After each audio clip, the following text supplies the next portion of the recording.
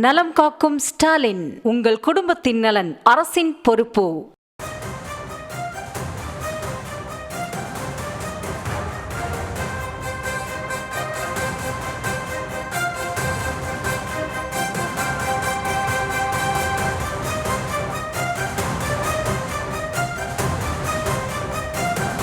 அண்மை செய்தியை பார்த்து வருகிறோம். பீகாரை சேர்ந்த 6.5 லட்சம் பேரை தமிழகத்தில் வாக்காளர்களாக சேர்க்கப் போவதாக வந்த தகவலுக்கு முதலமைச்சருக்கு ப. சிதம்பரம் அவர்கள் வலியுறுத்தி இருக்கிறார். அது குறித்தான அண்மை செய்தியை பார்த்து வருகிறோம். விவரங்களோடு இணைகிறார் எமது செய்தியாளர் மதியழகன். இது குறித்தான முழு விவரங்களை வழங்கலாம். ப. சிதம்பரம் அவர்கள் தரப்பிலிருந்து என்ன சொல்லப்பட்டிருக்கிறது?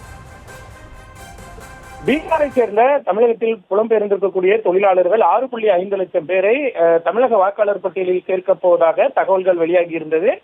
இது தொடர்பாக முன்னாள் மத்திய அமைச்சர் ப. சிதம்பரம் எக்ஸ் தளத்தில் கருத்தொன்றை பதிவிட்டு இருக்கிறார். அதில் இந்த விவகாரத்தில் உறுதியாக போராட வேண்டும் என முதலமைச்சர் மு. க. ஸ்டாலினுக்கு ப. சிதம்பரம் வலியுறுத்தி இருக்கிறார். இந்த விவகாரத்தை எதிர்த்து சட்ட ரீதியாகவும் அரசியல் ரீதியாகவும் போராட வேண்டும் என ப. சிதம்பரம் வலியுறுத்தி இருக்கிறார். மேலும் இந்த விவகாரத்தில் தேர்தல் ஆணையம் தனது அதிகாரத்தை தவறாக பயன்படுத்துவதாகவும் அதனை எதிர்த்து உறுதியாக போராட வேண்டும் என்றும் கோரிக்கை விடுத்திருக்கிறார். எக்ஸ் தளத்தில் முதலமைச்சர் மு. க. ஸ்டாலினை டேக் செய்து இந்த கருத்தினை முன்னாள் மத்திய அமைச்சர் ப. சிதம்பரம் வலியுறுத்தி இருக்கிறார். தமிழகத்தை சேர்ந்த பல்வேறு கட்சியினரும் தேர்தல் ஆணையத்துடைய முடிவிற்கு கண்டனம் தெரிவித்து வரக்கூடிய நிலையில் தற்பொழுது இந்த விவகாரத்தை மத்திய முன்னாள் அமைச்சர் ப. சிதம்பரமும் கையில் எடுத்திருக்கிறார். இது தொடர்பாக முதலமைச்சருக்கு அவர் கோரிக்கையை வைத்திருக்கிறார்.